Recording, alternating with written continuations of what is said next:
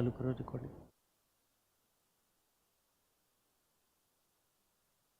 Hello guys, good evening. जैसे कि आप सब जानते हैं, we have completed almost everything. एक यूनिट बाकी है हमारा, दैट इज सप्लाई। वो ख़त्म करते ही हमारा जो वादा था आपसे वो पूरा हो जाएगा। एंड एमसीक्यू को भी आज हम लोग को इस चैप्टर का देखना है और ये रिवीजन यहीं समाप्त हो जाएगा। तो चलिए आइए बात करते हैं किसकी, चैप्टर नंबर 2 की। चैप्टर नंबर 2 की अगर हम बात करें तो सर इसके अंदर में क्या था, सप्लाई एक यूनिट हमारा बाकी था। इधर आ जाओ। अब जब भी हम सप्लाई देखते हैं, सप्लाई किसके एंगल से देखा जाता है मालिक? सेलर के एंगल से सप्लाई देखा जाता है। किसके एंगल से देखा जाता है, बोलो जल्दी से? सेलर के एंगल से देखा जाता है। तो सप्लाई पे आ जाओ, फटाफट सप्लाई पे आ जाओ। इसका रिटर्न वाला पोर्शन नहीं है, हम डायरेक्टली यूनिट से ही पढ़ रहे हैं क्योंकि वो बहुत ईजी है। ये सुनो, चलो। सप्लाई मतलब quantity of good supplied at a specific price, CS बराबर है। सप्लाई का मतलब क्या है भैया? Quantity of good supplied at a relevant price. Supply के लिए कुछ फीचर्स है। पहला, वहां पे क्या होनी चाहिए? प्राइस। दूसरा, एक given period of time, there must be ability to sell at a given price. Supply कई चीज़ों पे डिटरमिनेंट होता है, याद करो सप्लाई किन चीज़ों पे डिपेंडेंट होता है। पहला, सप्लाई डिपेंड होता है प्राइस ऑफ कमोडिटी के ऊपर, यस और नो, राइट? जनरल लॉ क्या है लॉ ऑफ सप्लाई का? If the price goes up the supply goes up, याद आ रहा है क्या? राइट। दूसरा, price of the related commodity. Related commodity का प्राइस जो है इसके ऊपर भी हमारे गुड्स डिपेंड करता है। If the price of other goods rises they became relatively more profitable to produce and sell than the goods in question. It implies that if the price of Y rises, the quantity supplied of X will fall. Yes or no? तो मान लीजिए मेरे दूसरे किसी product का क्या हो रहा है, अगर प्राइस बढ़ रहा है और ये जो प्रोडक्ट है प्रोडक्ट X, इसका प्राइस कम हो रहा है, तो ऐसे केस में क्या किया जाएगा? X का सप्लाई कम हो जाएगा, बिकॉज लॉ सिंपल है, if the profit goes up supply goes up. Yes. Price of factor of production, देखिए फैक्टर ऑफ प्रोडक्शन का प्राइस अगर नीचे जाता है तो हमारा सप्लाई बढ़ेगा, क्योंकि उस केस में हमारा प्रॉफिट बढ़ेगा। चौथा, स्टेट ऑफ टेक्नोलॉजी, अगर कोई न्यू टेक्नोलॉजी आती है तो ऐसे केस में जो सप्लाई है ये बढ़ सकता है, provided price are high. Government policy से भी सप्लाई बढ़ता या कम होता है। गवर्नमेंट अगर किसी चीज़ पे टैक्सेस बढ़ा देती है तो उसका सप्लाई कम हो जाएगा। गवर्नमेंट अगर किसी चीज़ पे टैक्सेस कम कर देते तो उसका सप्लाई बढ़ जाएगा, क्योंकि प्रॉफिट इन क्वेश्चन चेंज हो जाएगा। फिर आता है नेचर ऑफ कंपटीशन। अगर नेचर ऑफ कंपटीशन कम है तो सप्लाई बढ़ेगा, नेचर ऑफ कंपटीशन ज़्यादा है तो सप्लाई और ज़्यादा बढ़ेगा। yes or no? Higher competition, higher is the supply because you want to increase the profit. yes or no? right? फिर हमने पढ़ा था law of supply. Law of supply में क्या होता है? If the price goes up the supply goes up, याद करके देखो, राइट? तो यहाँ पे इनवर्स रिलेशन है या डायरेक्ट रिलेशन है? Direct relation. The law of supply express the nature of functional relation between price and it's quantity supplied. Yes, the supply varies directly to the change in the price, that is supply of commodity expand and price rises and contract when the price falls.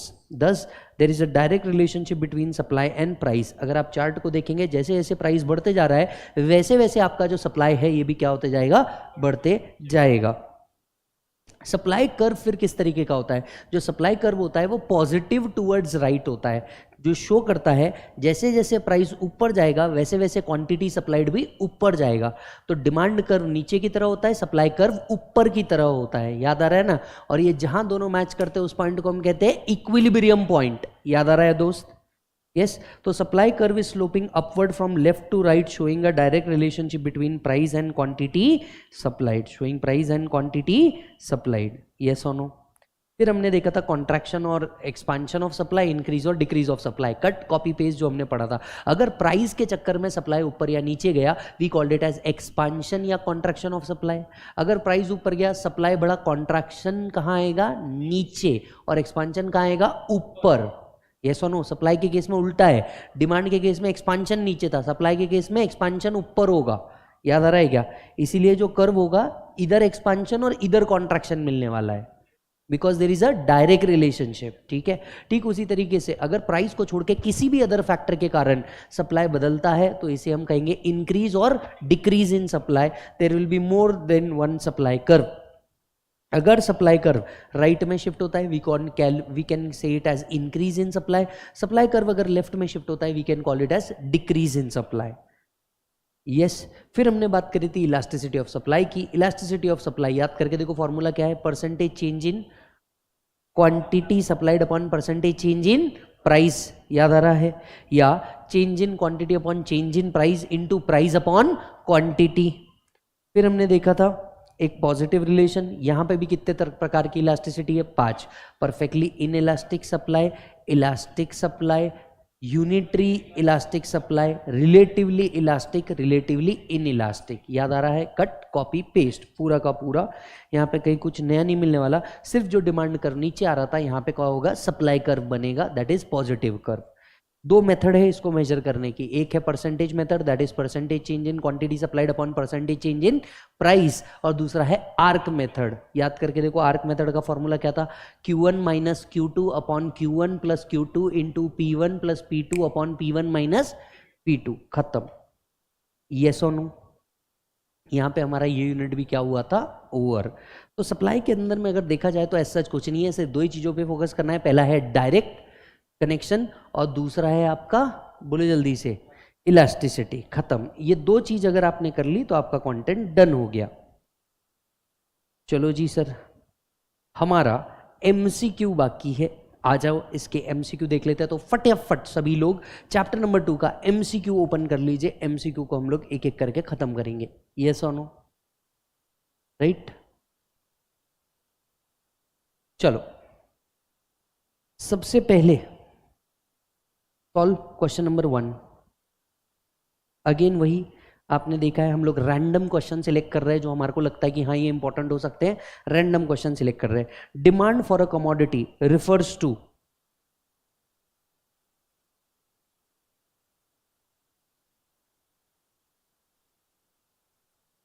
Is the answer D? Is the answer D and not C? देखिए C में एक word missing है जो D में है, that is during any particular period of time. हम demand को कभी भी एक पीरियड ऑफ टाइम के फंक्शन में देखते हैं. एक पीरियड में कितने प्राइस पे कितना डिमांड हो सकता है. अब एग्जामिनर यहाँ पे आपको कंफ्यूज कर रहा है that commodity at a certain price. सिर्फ सर्टन प्राइस नहीं, सर्टन पीरियड ऑफ टाइम भी होना चाहिए. लॉन्ग रन, शॉर्ट रन, हम किसकी बात कर रहे हैं? तो answer should B D. Answer should B D. अब यहाँ पे ऐसा भी हो सकता है कि आप बोलोगे it is desired back by ability to pay. ये भी तो एक डेफिनेशन है, ये भी डेफिनेशन करेक्ट है. पर इकोनॉमिक्स में तो आप जो एक्चुअल डिमांड की डेफिनेशन है वो देखोगे, और एक्चुअल डिमांड की डेफिनेशन ये है quantity of a commodity demanded at a certain price during the particular period of time. Yes और नो? ये एक्चुअल डेफिनेशन पे बेस्ड एमसीक्यू है. चलो जी क्वेश्चन नंबर 3 पे आओ.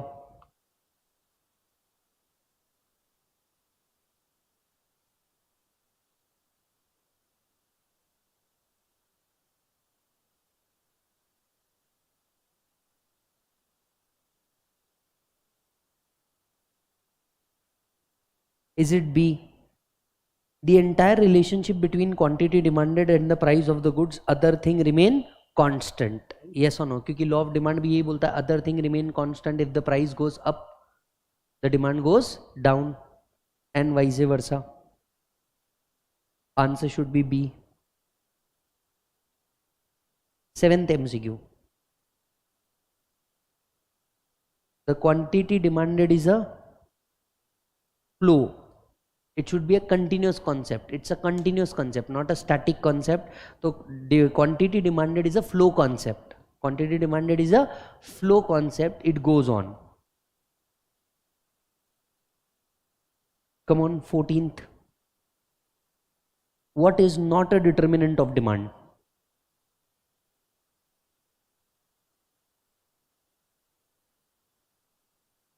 Is it D? Price of unrelated good. Rather यहाँ पे हम क्या होना था? Price of related goods. 15. The term ceteris paribus means other thing remains equal. तो answer should be A. Other thing remain constant. 20. Dash are those goods which are consume together and simultaneously. कौन से goods किसी और चीज के साथ consume होते हैं? कॉम्प्लीमेंट्री गुड्स, कौन से गुड्स बोला जाता है, बोलो जल्दी से इसको, कॉम्प्लीमेंट्री गुड्स, जो हमेशा किसी दूसरे गुड्स के साथ कंज्यूम किया जाता है। 23 and 24,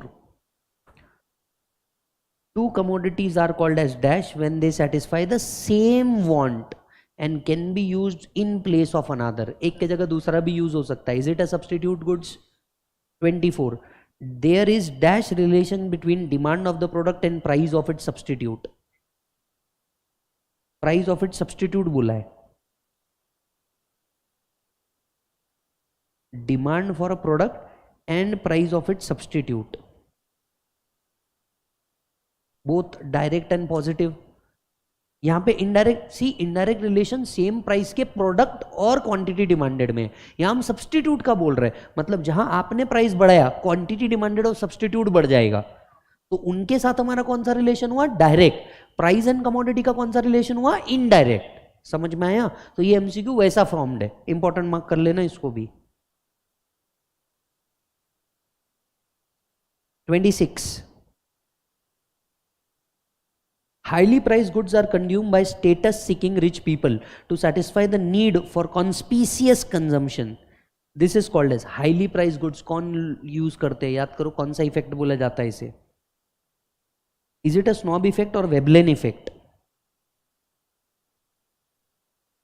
sir answer should B Veblen effect. मैं आपको बताता हूं स्नॉब और वेबलेन के बीच में डिफरेंट क्या है। हम स्नॉब क्या कहते हैं, जब कई प्रोडक्ट के बीच में कॉमन हो जाए तो वो स्नॉब हो जाता है। मतलब इसके पास भी, इसके पास भी, इसके पास भी है, तो मैं क्यों कंज्यूम कर रही हूँ, तो सबके पास कॉमन है, ये हो गया स्नॉब इफेक्ट। मैं महंगी ही चीज वापरूंगा, विराट कोहली काला वाटर, ये है वेबलेन इफेक्ट। समझ में आया बात? अब वहां पे क्या बोला है, highly price good are consume by status seeking rich people. Answer इसका वेबलेन आना चाहिए। स्नॉब के बाजू में आप लिख दीजिए, स्नॉब इफेक्ट का मतलब होता है कॉमन गुड्स विथ ऑल।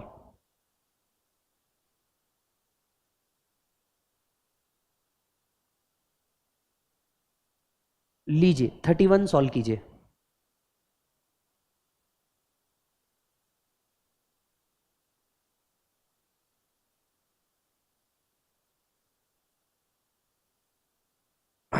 इसे हम बैंड वैगन इफेक्ट कहते हैं। अ ग्रुप ऑफ पीपल जब डिक्रीज कर दे तो इसे बैंड वैगन इफेक्ट कहते हैं। इंडिविजुअल डिक्रीज कर दे हम इसे स्नॉब इफेक्ट कहते हैं, और ग्रुप ऑफ पीपल इसे रिड्यूस कर दे हम इसे बैंड वैगन इफेक्ट भी कहते हैं। चलिए 35, if the price of Pepsi decreases the relative price of Coca-Cola and 7up, the demand for Pepsi का प्राइस डिक्रीज हुआ related to Coke and 7up, तो डिमांड फॉर, क्या मैं कह सकता हूं Coke and 7up will decrease? Everyone yes और no? चलिए 39, अ रिलेटिव प्राइजेस, ऑनलाइन वालों रिप्लाई करते जाओ फटाफट। रिलेटिव प्राइजेस, जब हम किसी को किसी से कंपेयर करते हैं तो हम इसको रेशो भी कहते हैं, तो आप बताइए। A ratio of one prize money to another. चलिए 40 कीजिए। The price for the tomatoes increase and people buy tomato puree, you infer that tomato puree and tomatoes are, पक्की बात?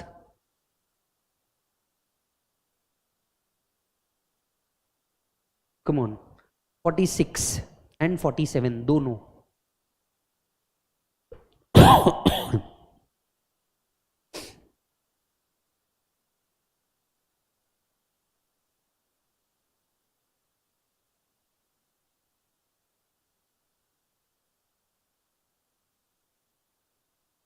A symbolic statement of relationship between determinants and indeterminants variable, independent variable are called as functions।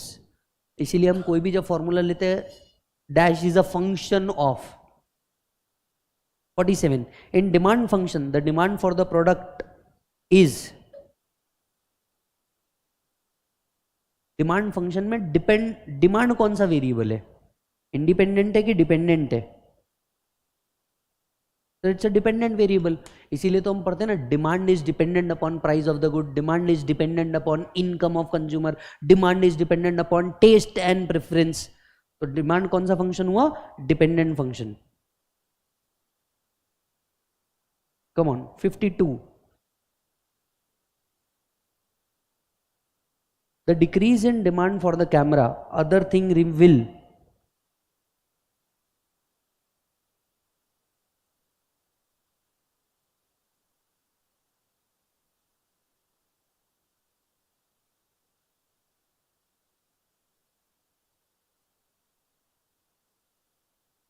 is it D, decrease the price and decrease the number of cameras brought?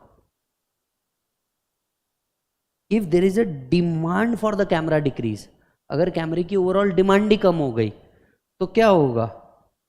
Decrease the price, क्योंकि overall demand ही कम हो गई तो बेचने वाले ही खत्म हो जाएंगे, price decrease ही होगी। यस और नो? क्योंकि सप्लाई उस केस में बढ़ चुका होगा और डिमांड करने वाले कम है, तो प्राइस कहाँ जाएगा? नीचे। तो decrease the price and decrease the number of cameras brought, क्योंकि ओवरऑल डिमांड ही कम हुई है।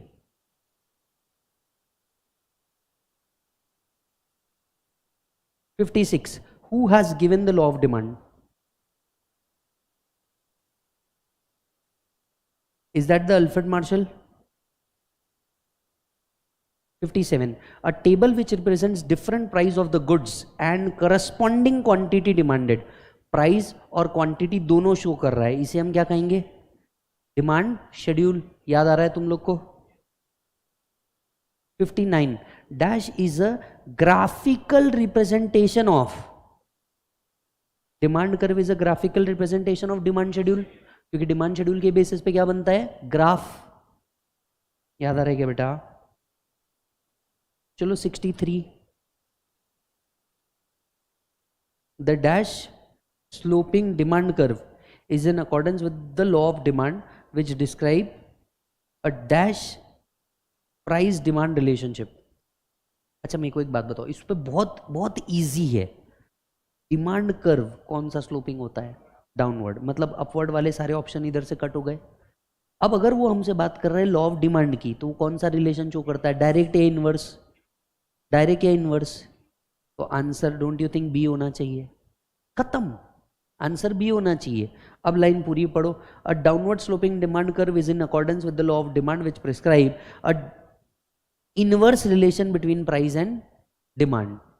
Everybody?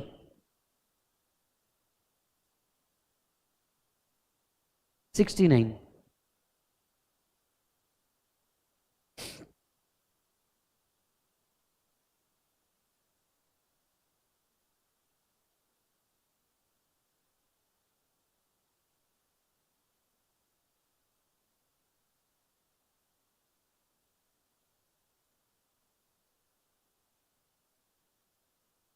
The operation of diminishing marginal utility.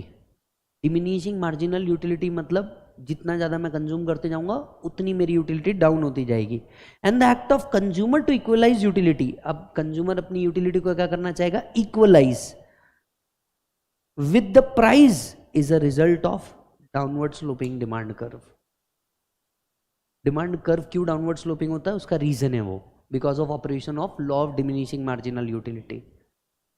73, when the total demand for a commodity whose price has fallen increase, it is due to, when total demand for a commodity जिसका price fall हुआ है increase हो जाती है, it is due to,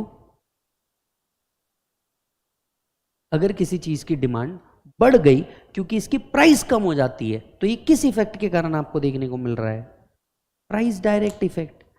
इसको price effect होना चाहिए जाके direct, it should be price effect. वापस से पढ़िए question. When the demand for a commodity whose price has fallen increase, अगर किसी चीज की डिमांड बढ़ गई जिसका प्राइस कम हुआ है, तो ये किस इफेक्ट को देखने की वजह से? भाई प्राइस गिरा तभी तो डिमांड ऊपर गई, तो ये प्राइस इफेक्ट कहा जाएगा। 76, in which of the following cases the law of demand holds true?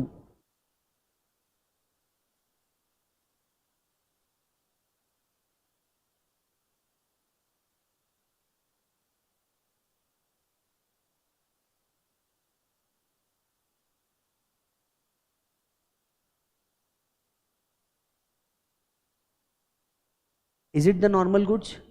क्योंकि ये तीनों तो एक्सेप्शन टू एलओडी है, exception to the law of demand है, क्योंकि इन केस में लॉ ऑफ डिमांड वर्क करता नहीं, उल्टा स्पेक्युलेटिव गुड्स की प्राइस जब ऊपर जाती है तब उनकी डिमांड ज्यादा बढ़ जाती है। 77 higher the price of diamond, higher is the prestige value attached to them and hence higher is the demand for them. These goods are called as, बताइए डायमंड कौन से गुड्स में आता है? Conspicuous goods.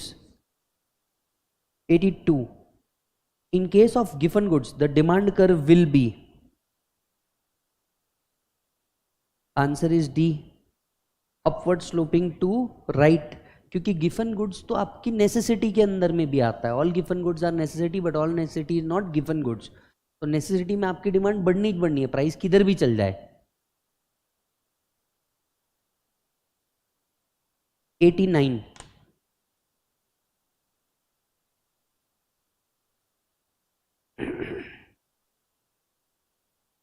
कौन सी ऐसी चीज है जिसमें हम सेम डिमांड कर्व पे ही होते हैं? शिफ्ट इन डिमांड कर्व या एक्सपांशन या contraction? Expansion and contraction. Shift में आपका पूरा कर्व बदल जाता है, एक्सपांशन एंड कॉन्ट्रैक्शन में आप सेम होते हो, ईदर यू गो अप और either you go down. Yes 84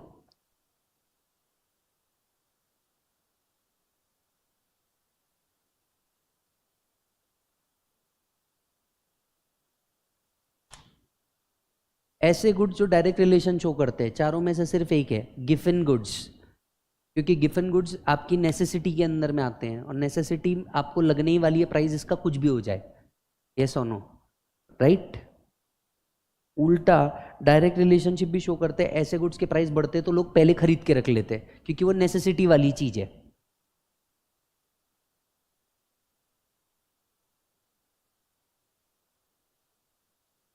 $93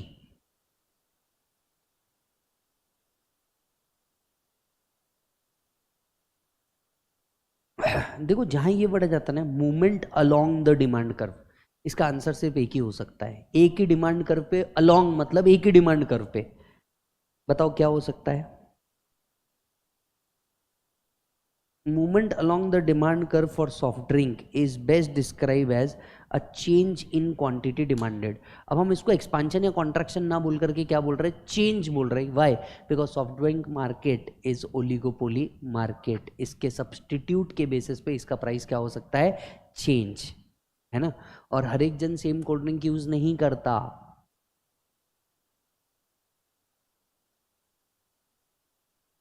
come to 98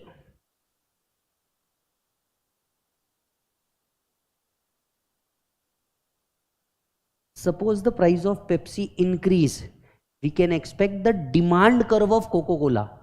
price of Pepsi की बात कर रहे हैं और demand curve of Coca Cola की बात कर रहे हैं। तो पेप्सी का प्राइस इंक्रीज हुआ तो कोको कोला का डिमांड कर्व किधर जाएगा? शिफ्ट हो जाएगा। कहां बताओ? कोको कोला की डिमांड बढ़ेगी या कम हो जाएगी? बढ़ जाएगी। बढ़ेगी मतलब डिमांड कर्व कहां शिफ्ट होगा? Right. Answer should be B since they are substitute. Everyone चलो 97 by change in demand represents which of the following?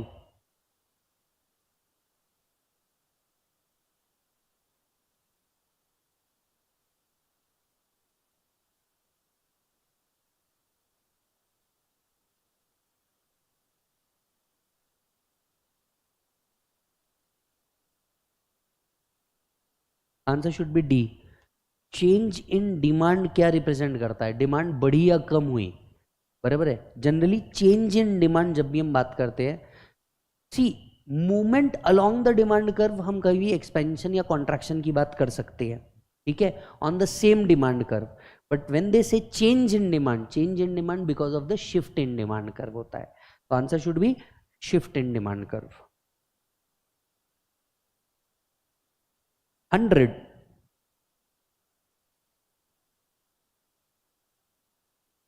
During the recession, recession के टाइम पे, पहले तो दिमाग में यहीं पे जवाब आ जाना चाहिए, During the recession, economy experience increase unemployment and reduce level of income. How would recession is likely to affect the market demand for the new car? बताइए मार्केट डिमांड के साथ क्या होगा अगर रिसेशन चल रहा है? रिसेशन में कोई गाड़ी खरीदेगा क्या? नहीं, मतलब डिमांड कर्व किधर जाएगा? लेफ्ट में जाएगा. आंसर क्या आना चाहिए? The demand curve will move to left. Is that done? 102.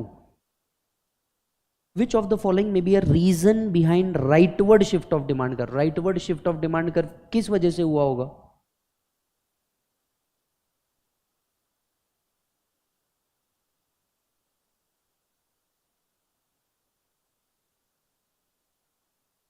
Answer should be ए. देखो इसका आंसर ना सी और डी इसलिए नहीं हो सकता क्योंकि अगर सेम प्रोडक्ट के प्राइस के चक्कर में ऊपर या नीचे गया तो हम इसे एक्सपांशन या कॉन्ट्रैक्शन कहते थे. अगर प्राइस के चक्कर में ऊपर या नीचे गया, अब ये किसी और पार्टी के चक्कर में गया है. Which of the following may be the reason for rightward shift in demand curve? Shift in demand curve का मतलब है other reason other than price.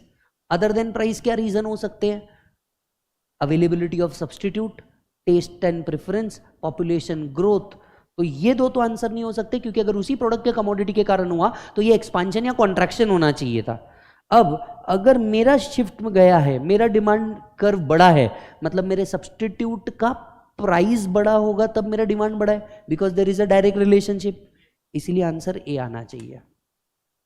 इसलिए आंसर क्या आना चाहिए? A. Are you getting the point? Yes, ये easy है. Come to 107.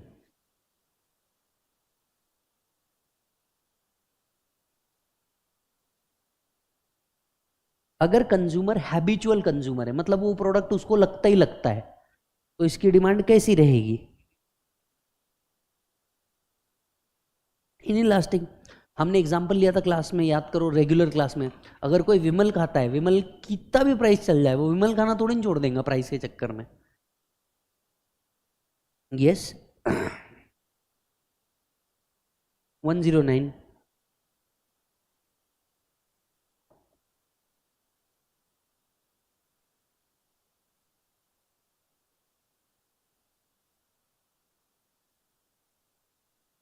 The numerical value of elasticity of demand can assume. Numerical value एक इलास्टिसिटी ऑफ डिमांड की कहां से कहां तक हो सकती है? कैन आई से बी 0 टू इंफिनिटी? भाई कॉन्सेप्ट समझना. इलास्टिसिटी के न्यूमेरिकल वैल्यू वाइज तो क्या बोल सकता है? पहला, अगर इलास्टिक है तो ई इज इक्वल टू 0, है ना. अगर इन इलास्टिक है तो E is equal to 0, elastic है तो E is equal to infinity, unitary है तो 1, मोर देन 1, लेस देन 1, यानी 0 से इन्फिनिटी तक का पूरा पैच को ही हम इलास्टिसिटी कहते हैं ना.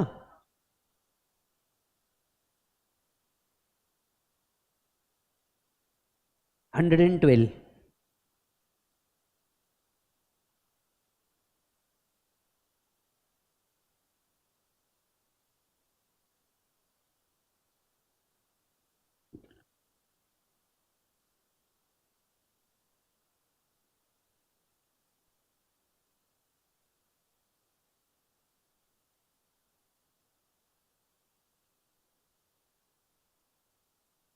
If quantity demanded is smaller than the percentage fall in price, मतलब प्राइस ज्यादा स्पीड में फॉल हुआ, क्वांटिटी डिमांडेड उतने स्पीड में इंक्रीज नहीं हुआ, मतलब elasticity is less than 1.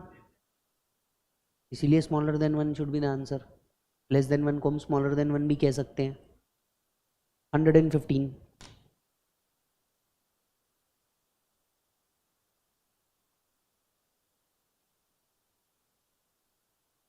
A decrease in price will result in total revenue. Price decrease हुआ और टोटल रेवेन्यू बढ़ गया.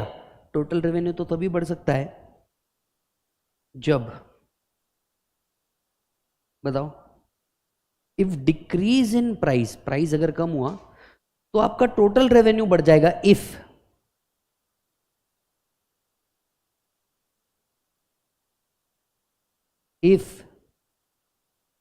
percentage change in quantity demanded is greater than percentage change in price.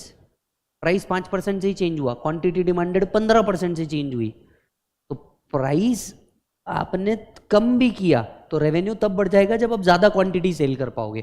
बाजू में लिखिए, प्राइस ड्रॉप से overall revenue तभी बढ़ेगा, प्राइस ड्रॉप से ओवरऑल रेवेन्यू तभी बढ़ेगा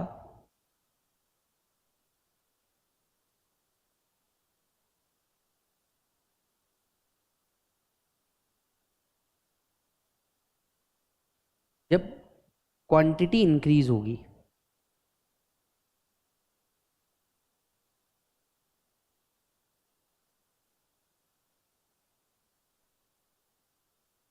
इज दैट डन? चलो 121 सॉल्व करो, फटक से सॉल्व करके दिखाओ कैसे करेंगे ये।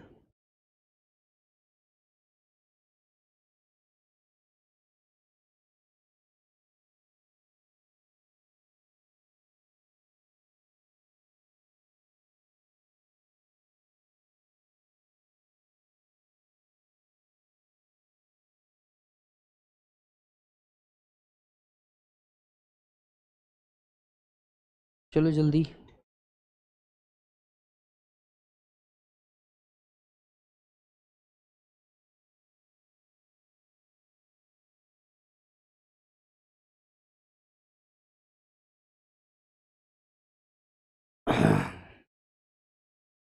निकालो जल्दी से।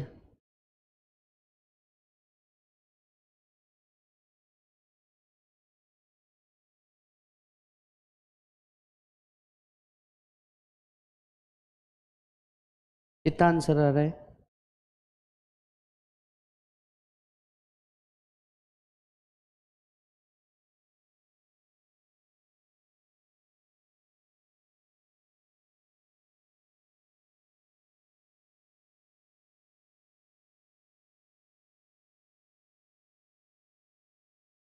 एनीवन?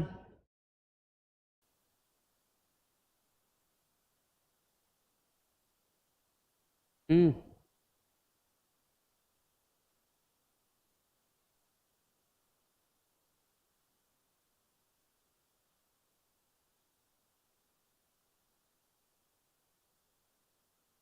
अगर याद हो तो हमने सिमिलर टाइप का क्वेश्चन किया हुआ था। इसका आंसर आ रहा है 126। हमने सिमिलर क्वेश्चन क्लास में सॉल्व किया हुआ है, इसका आंसर आता है 126। सिमिलर प्रॉब्लम सॉल्व किया हुआ है हमने, एक बार चेक कीजिएगा।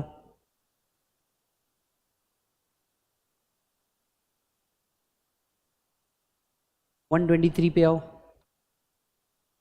उसको पूरा सॉल्व करना पड़ेगा और x की वैल्यू निकालनी पड़ेगी, क्योंकि देखो वहां पे ओरिजिनल क्वांटिटी डिमांडेड आपको दिया हुआ है, original price to revise price भी दिया हुआ है, तो कौन सा फॉर्मूला लगाओगे? वो P1 plus P2 Q1 plus Q2 वाला फॉर्मूला, वो फॉर्मूला लगा करके the final answer come to 126। आओ 123 पे चलते हैं।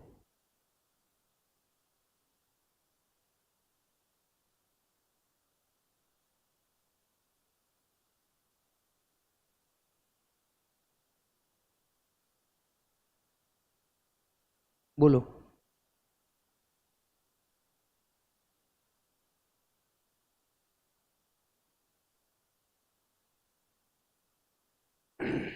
The concept of point elasticity is used for measuring the price elasticity where the change in price is, point elasticity हम तब measure करते हैं when the change in price is very small। तो जब change in price बहुत ज़्यादा small आता है तो उस केस में हम लोग क्या करते हैं? point elasticity का यूज करते हैं। yes,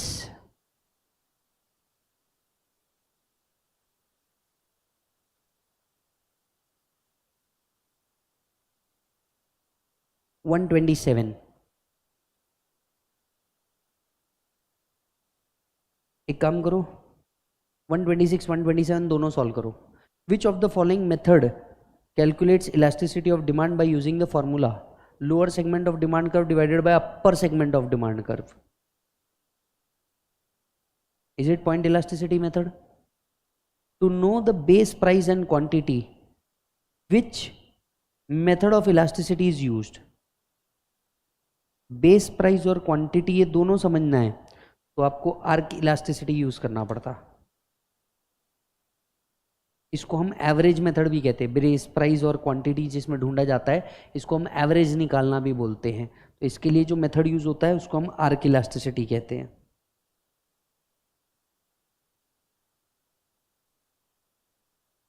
one 130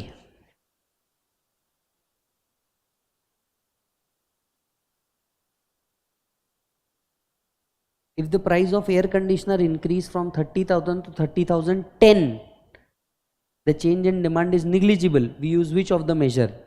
Point elasticity. 131.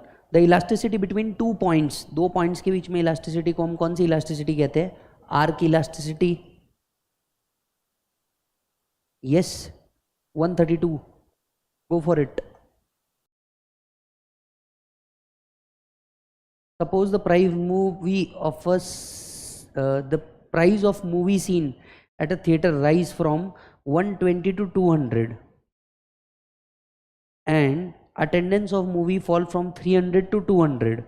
याद आ रहा है Q1 plus Q2 upon Q1 minus Q2 into P1 plus P2 upon P1 minus P2। याद आ रहा है? What is the quantity demanded?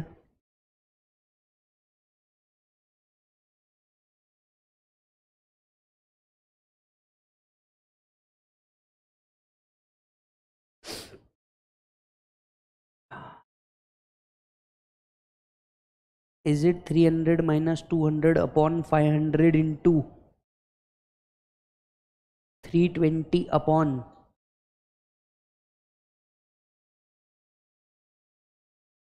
80? बराबर है ना? तो 300 अपॉन 200 डिवाइडेड बाय 500 नहीं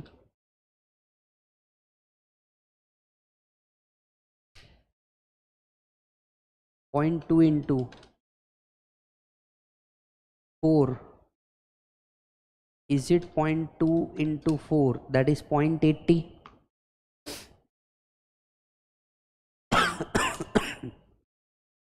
चेक करो 132. Answer should be B. Q1 minus Q2 upon Q1 plus Q2 into P1 plus P2 upon P1 minus P2। Quantity 1 कितनी थी? 300। अब नई क्वांटिटी कितनी बच गई? 200। तो Q1 माइनस Q2।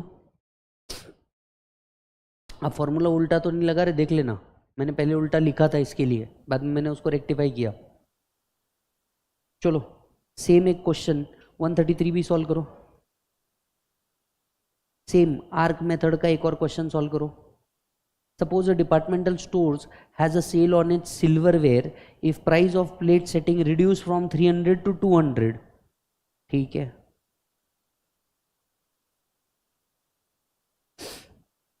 बराबर। फॉर्मूला लगाओ Q1 minus Q2 upon Q1 plus Q2 into P1 plus P2 upon P1 minus P2। बराबर है ना? P1 प्लस P2 500 हो रहा है क्या? इधर 100 हो रहा है क्या? क्वांटिटी पहले कितनी थी? 5000 minus 3000 upon 8000।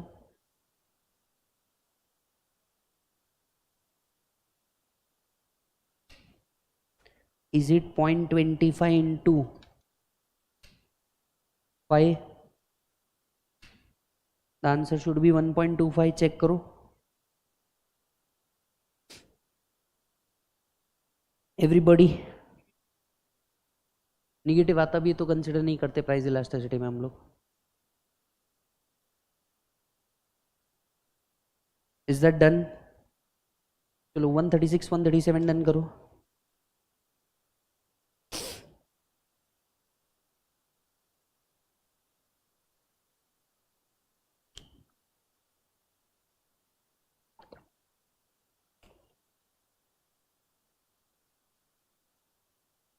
In regards to the change in its price, quantity demanded of goods remain unchanged irrespective of price. Quantity demanded remain unchanged, then the demand curve of the goods will be demand curve of the goods will be, बोलो क्या रहेगा? तो दुनिया का सबसे easy question है, किस पे बेस्ड है मैं वो भी बता दूं, इन इलास्टिक डिमांड। तो इन इलास्टिक डिमांड का कर्व कैसे होता है, जल्दी से बताओ।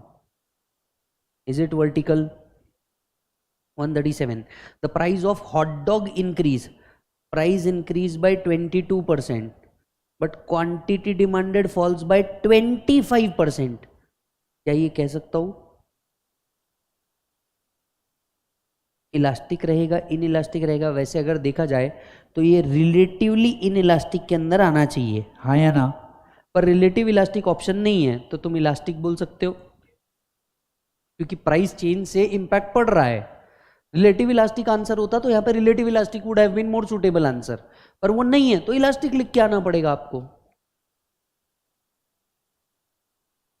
143,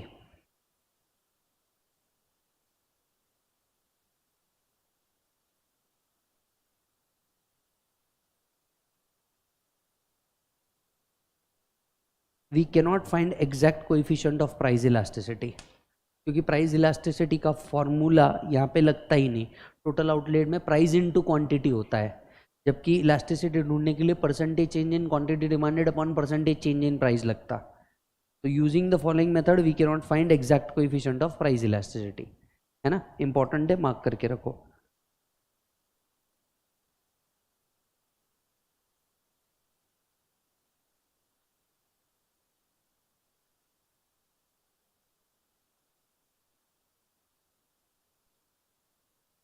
one 52, in case of wheat and common salt, the nature of price elasticity of demand is, wheat और salt इन केस में प्राइस इलास्टिसिटी क्या रहेगी? इनइलास्टिक। अरे भैया तुमको यूज करना ही है, तुम कुछ भी कर लो, प्राइस कुछ भी चल जाए, तुम गेहूं खाना बंद कर दोगे कि नमक खाना बंद कर दोगे? 150, if elasticity is dash, then quantity demanded does not respond to all to a change price। अगर आपकी इलास्टिसिटी ये है तो क्वांटिटी डिमांडेड रिस्पॉन्ड ही नहीं करती प्राइस चेंज को। Is it zero? है ना, घुमा के पूछा है लेकिन इजी है। चलो 157 सॉल्व करो, जल्दी से 157 का आंसर निकालो, फॉर्मूला लगाओ, आर्क इलास्टिसिटी का मेथड है। क्या लगाओगे?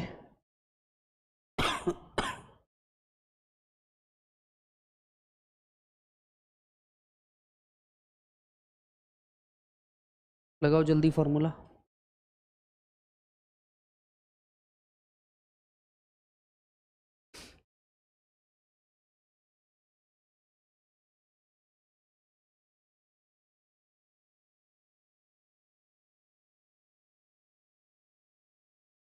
यहाँ प्राइस की जगह से भी इनकम आ जाएगा। ये 0.9999 समथिंग आ रहा है, और इसीलिए हमने क्या कर दिया, .1, है ना? यहाँ पे पी की जगह सिर्फ आई आ जाएगा, बट फॉर्मूला तो सेम ही है। चलो 161, when the income increase, money spent on the necessary of life may not increase in the same proportion. This means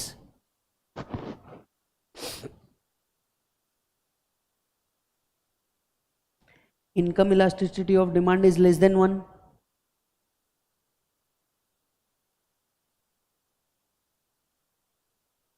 वहां पे उनको ले लिखा है do not increase at all, होता तो जीरो होता।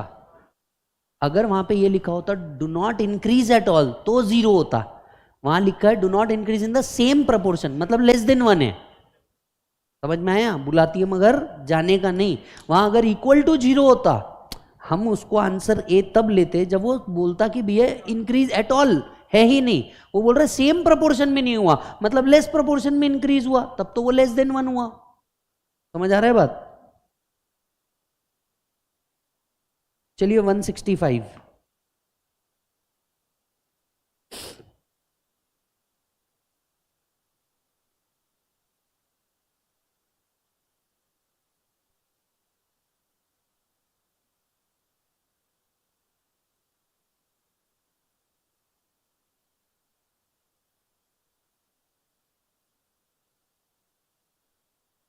Which of the following is the proposition of the relationship between income elasticity and proportion of income spent?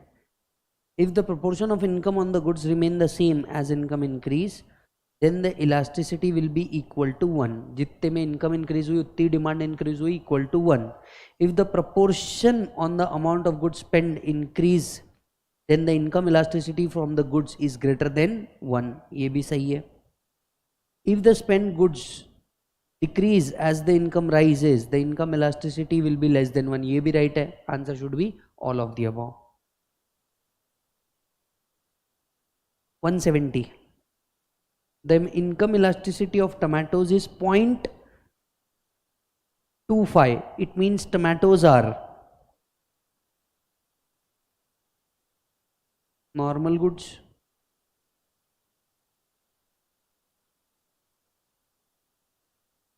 भाई इनकम इलास्टिसिटी अगर बात समझ इक्वल टू 1 होता तो हम उसको यूनिटरी कह देते. लेस देन 1 या मोर देन 1 जा रहा है मतलब ये नॉर्मल गुड्स है.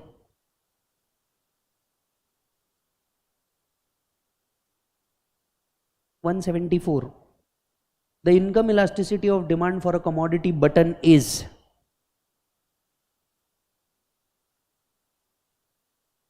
0. बताइए आपकी इनकम बढ़ भी जाए तो आप कुछ दूसरे बटन लगा दोगे क्या शर्ट में? नहीं. कॉमन सेंसिकल क्वेश्चन था, किसी बुक में नहीं मिलने वाला. 175.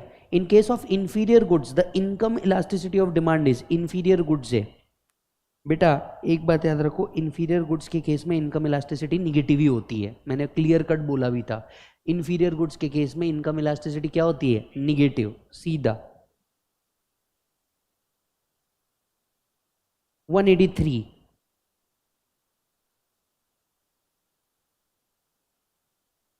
कोई गुड्स अगर परफेक्ट सब्स्टिट्यूट है तो उसकी क्रॉस इलास्टिसिटी कैसी रहती है? इन्फिनिटी. अगर कोई गुड्स परफेक्ट सब्स्टिट्यूट है, यहां आपने प्राइस बढ़ाई, उसकी क्वांटिटी डिमांडेड अनलिमिटेड ऊपर चल जाएगी अगर वो परफेक्ट सब्स्टिट्यूट है तो. इसीलिए इन्फिनिटी बोला जाता है. वहां पे वर्ड क्लियर लिखा है परफेक्ट सब्स्टिट्यूट. परफेक्ट सब्स्टिट्यूट का मतलब होता है यहां आपने प्राइस थोड़ी सी भी इंक्रीज करी और सब्स्टिट्यूट आपका परफेक्ट सब्स्टिट्यूट है तो इसकी क्वांटिटी डिमांडेड किधर भी जा सकती है. बराबर है.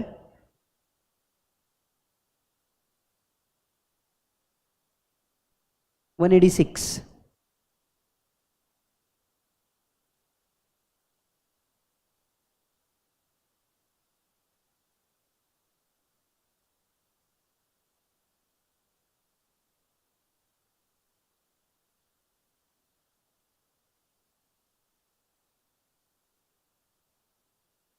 Is it 2/8? That is 0.25.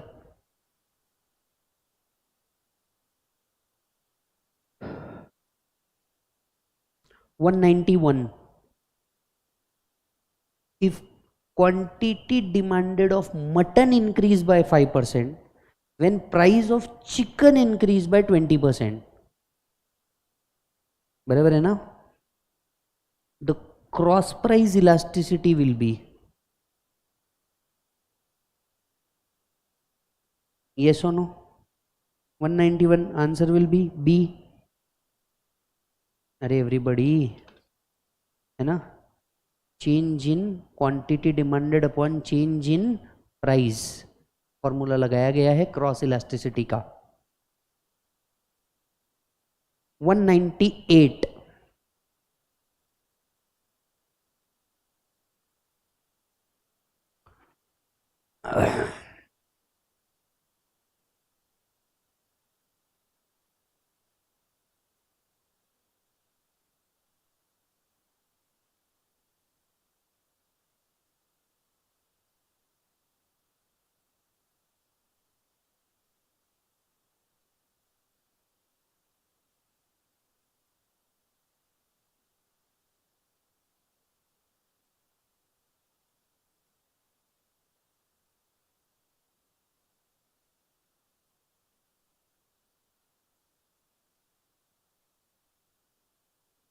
बोलो.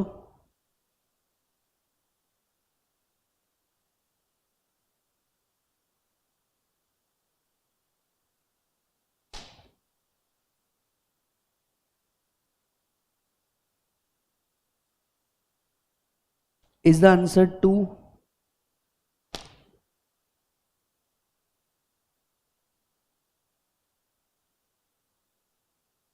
चेक कर लो।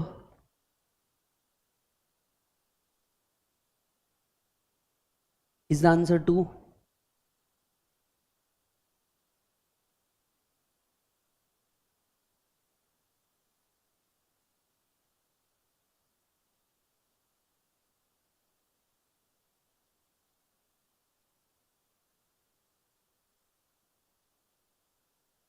बढ़ो। 205। अच्छा पहले 200 सॉल्व कर लो। Advertisement elasticity of demand is typically,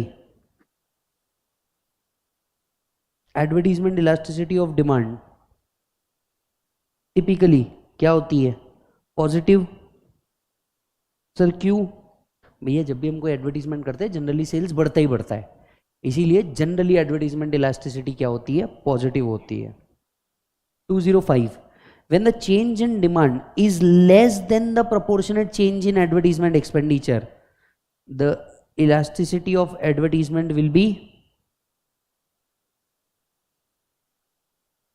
is it less than 1? या रादर ये बोला जा सकता है D, greater than 0 but less than 1। This is the most suitable answer, है ना। अगर ऑप्शन ना होता तो हमारा ऑप्शन सी ही होता, बट 0 से ऊपर पर 1 से कम होगा।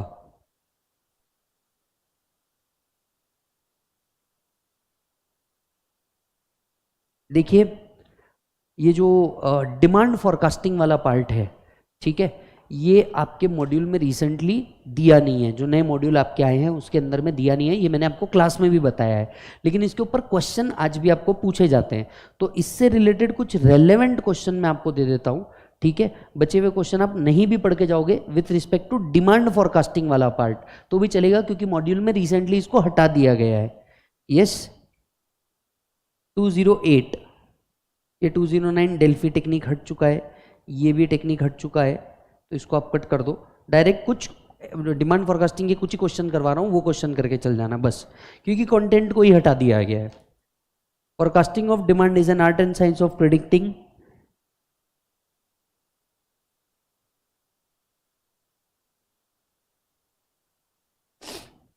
Is it be probable demand in some future? Forecasting मतलब हम प्रिडिक्ट कर रहे हैं फ्यूचर को, है ना।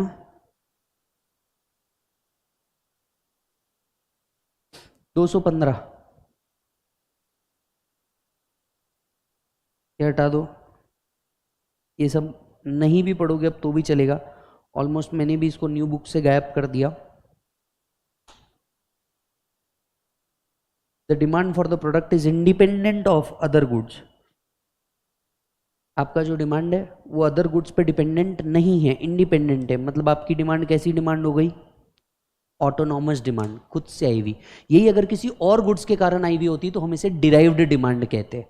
अगर खुद से होके आई हुई है डिमांड जो किसी और चीज पर डिपेंडेंट नहीं है, इसे हम कहते हैं ऑटोनॉमस डिमांड। यस, ये जो मेथड्स है ये आप हटा सकते हो, मेरे हिसाब से इसको कोई पढ़ने की जरूरत नहीं है। अब इनमें कुछ भी आपको आने वाला नहीं है, क्योंकि ये सब मॉड्यूल से ही हटा दिया गया है।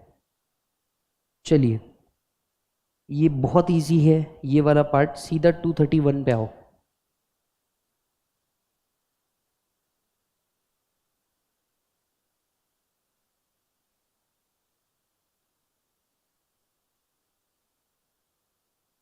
Following statement about utility is incorrect.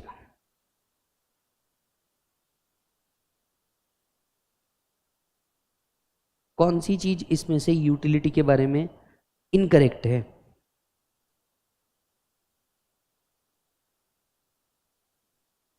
Is the answer D, utility is not equal to usefulness.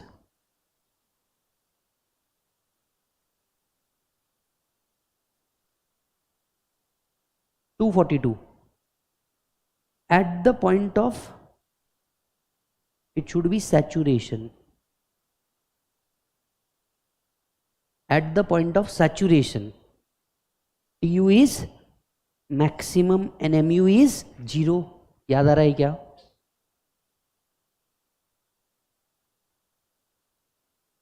$245।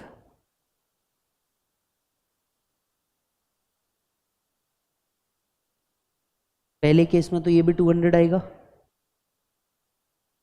ये 380 आ जाएगा, यहाँ 100 आएगा तो ये 480 आएगा। Total utility derive from the second unit is 380। अरे एवरीबॉडी एक्सक्यूज मी, भाई तबीयत खराब है तो भी तुम लोगों का ये लेक्चर ले रहा हूँ ताकि आज ये कंप्लीट हो जाए और तुम तुम्हारे मैक्रो पे शिफ्ट हो जाओ। जेन्युइनली दवाई लेकर के मैं लेक्चर ले रहा हूँ, बट ठीक है, बनता है इतना, अपने बच्चों के लिए इतना तो बनता ही है। बताओ, marginal utility of the third unit is it 100? Yes. 251। Cardinal approach is related to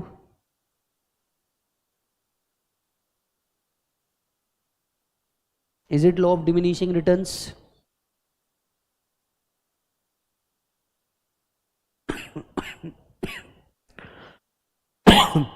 255. The second glass of lemonade gives lesser satisfaction to a thirsty boy. This is a clear case of law of diminishing utility and law of diminishing returns. C, utility, law of diminishing marginal utility है वो, returns नहीं, घुमाने के लिए दिया है वो। 260. As per the hypothesis of dash utility, the total utility which a person gets from the whole collection of goods by him is simply the sum of total separate utility, और इसीलिए क्या है, इंडिपेंडेंट यूटिलिटी। अलग अलग independent utility मिला करके total utility बनती है, इसलिए marginal utility 1, marginal utility 2 till marginal utility n पकड़ा जाता है। और अजम्पशंस ऑफ यूटिलिटी में हमने पढ़ा है utility is a independent concept. Yes.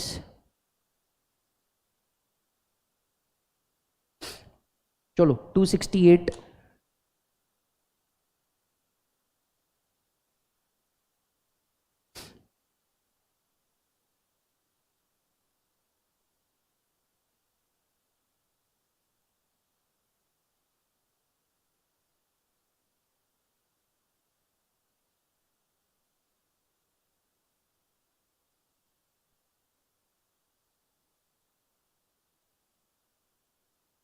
बताओ क्या होगा?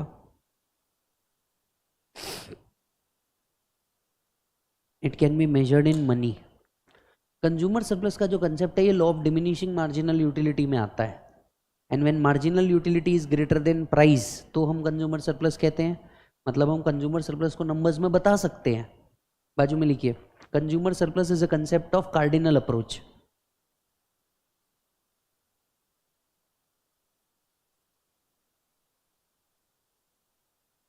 Consumer surplus is a concept of cardinal approach and it can be measured in numbers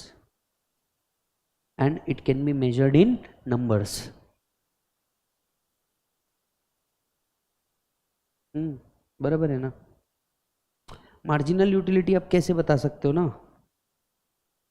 आप उसको नंबर्स में दे सकते हो। वो क्या पूछ रहा है, it can be measured in money. Money में कैसे मेजर कर सकते हो ना, मार्जिनल यूटिलिटी को आप मनी में मेजर नहीं कर सकते ना कि हाँ इतना। हाँ आप मेजर कर सकते हो कि यूटिलिटी इतनी मिली, पर आप उसे मनी में कन्वर्ट नहीं कर सकते ना। 272।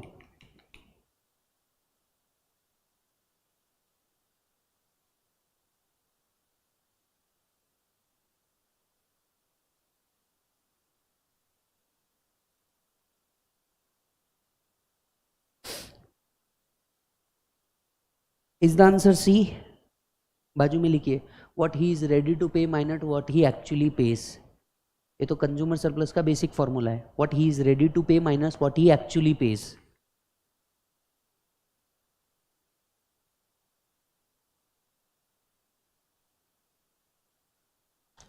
To 278।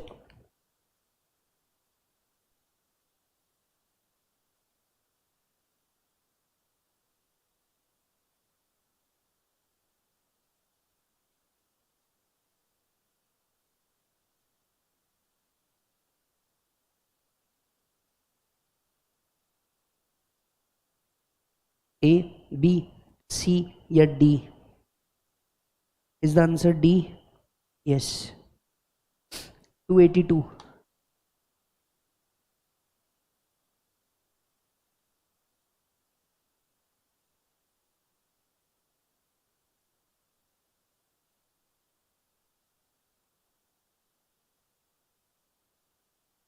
Is it C?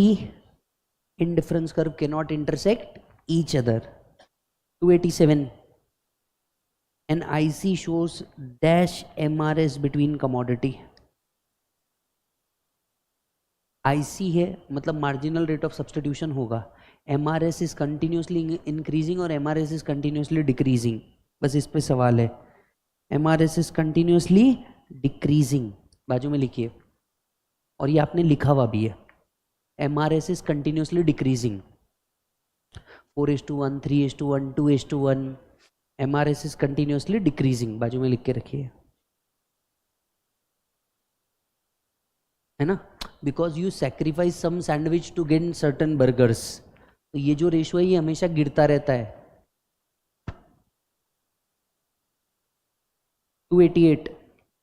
The indifference curve for two perfect complementary goods.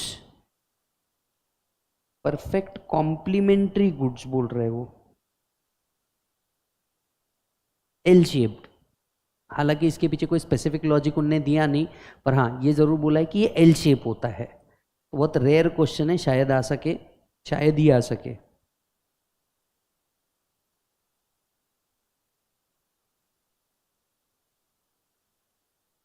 To 295.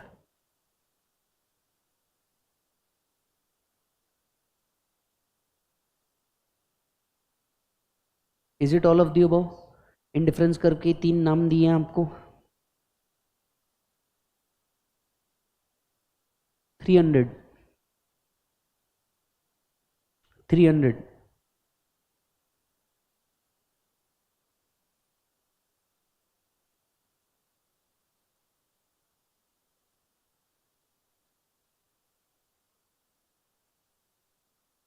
Is the answer A. Marginal utility of A divided by marginal utility of B. तो ये क्या सब्सटीट्यूशन दे रहा है? A for B. 305.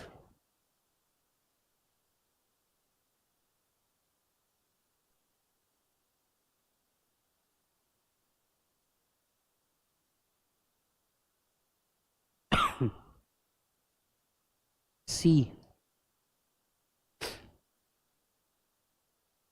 315.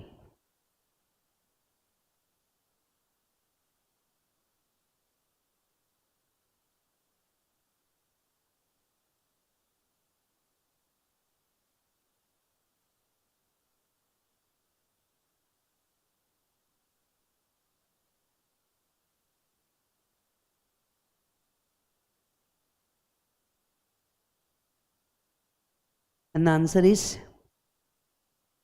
C. Producer willing to sell at a given price at a given point of time. 321.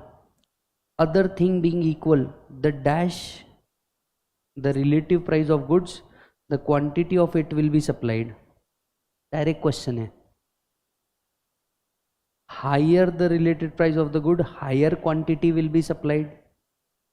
तो higher और greater word use कर सकते क्या अपन? 329.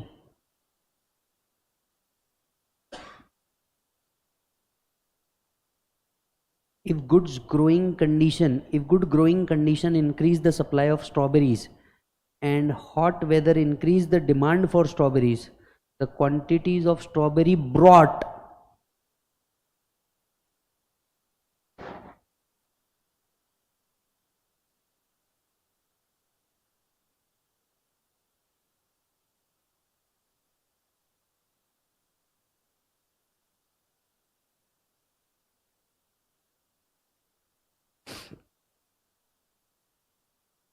answer will be A.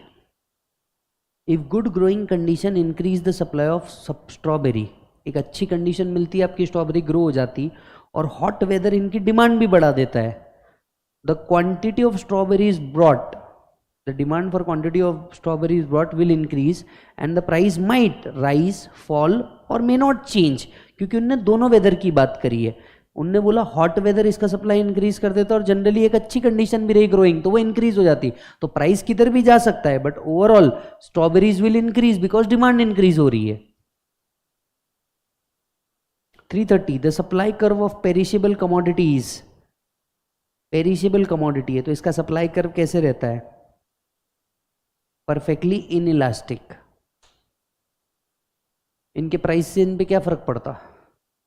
Goods तो वैसे भी खराब हो जाने हैं, गुड्स तो वैसे भी खराब हो जाने हैं, आपने नहीं बेचे तो पेरिशेबल गुड्स की बात कर रहे हो. 339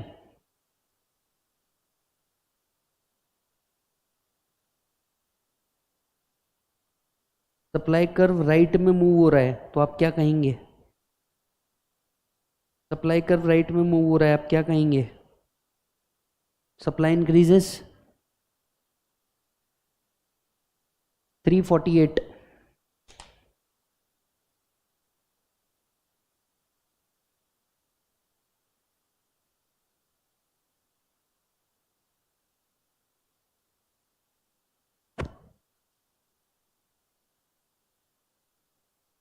is it the A?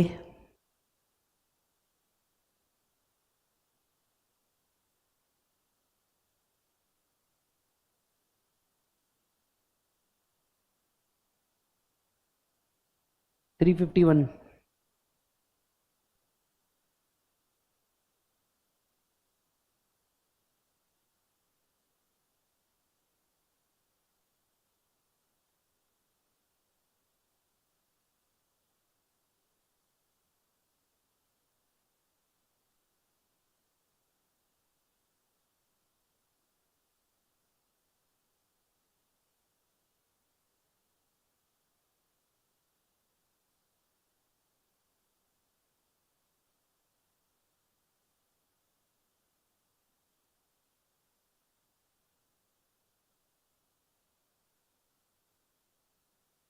कितना आ रहा है?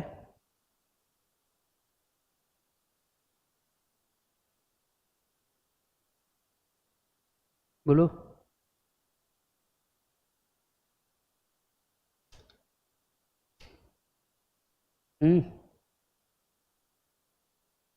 Is it 3.2? चेक कर लो. 351.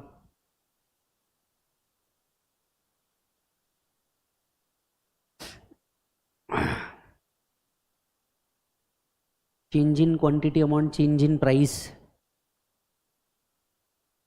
Change in quantity upon change in price.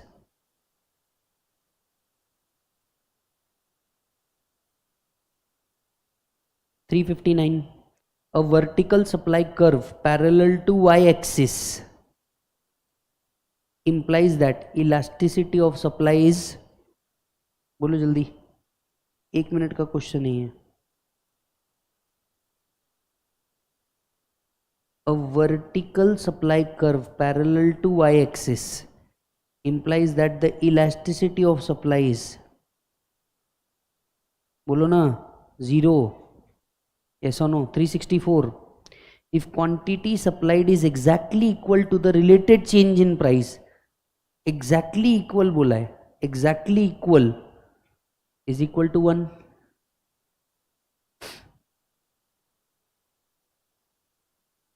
Hmm. 366.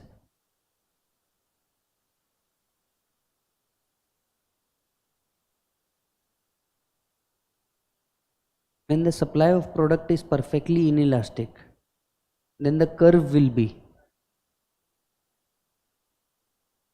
parallel to x-axis, inelastic है, ऐसा जाएगा वो. 372. आपकी बुक में 370 तक की है, चलो 370 कर लो फिर.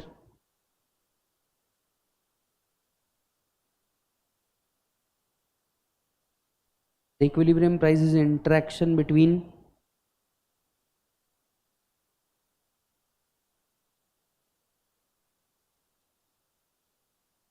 And the answer is D, demand supply and market. Demand supply and market. Is that done? तो लीजिए सर, हमारा चैप्टर नंबर 2 भी ओवर हुआ. कुछ MCQ अगर आप सॉल्व नहीं कर पा रहे हैं तो आप मुझे मेल कर सकते हैं and we will definitely see it. But most of the chapter के मैंने रिवीजन भी करवा दिए थे. जो मैंने वादा किया था सितंबर जनवरी वालों से, वो वादा मैंने पूरा कर दिया है. अलॉन्ग विद द MCQ जो हमने रेगुलर बैच में बोला था कि हाँ हम एक्स्ट्रा MCQ कराएंगे, ये MCQ का भी वादा पूरा होता है. जो MCQ बच गए, मैं एक्सपेक्ट करता हूँ मेरे सभी बच्चों से कि वो MCQ को वो आज ही खत्म कर देंगे. और सर इसी के साथ साथ आपका माइक्रो का रिवीजन खत्म होता है. आप हमें इंस्टाग्राम एंड यूट्यूब पे फॉलो करते रहिए. और ये सीरीज अगर आपको पसंद आई तो अपने दोस्तों को भी जरूर भेजिएगा. And sir, see you in CA Inters. Bye bye.